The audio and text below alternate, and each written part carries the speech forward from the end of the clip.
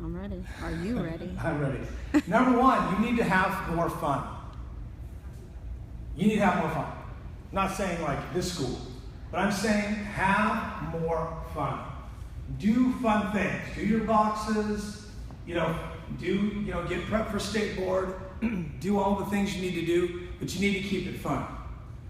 Number two, to encourage you is to stay out of the drama. Fly high with people.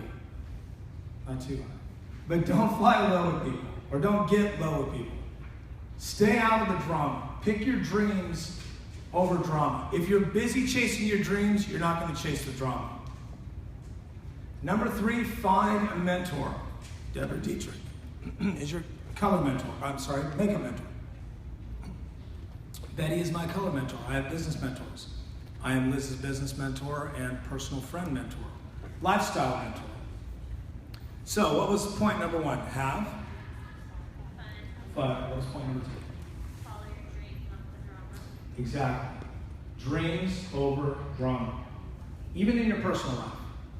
My personal life was messed up when I went to school. I had a lot of problems. And I went to school, knocked it out, had fun, and then I kept my personal problems at home. So, what was the third thing? Find a mentor. Find a mentor.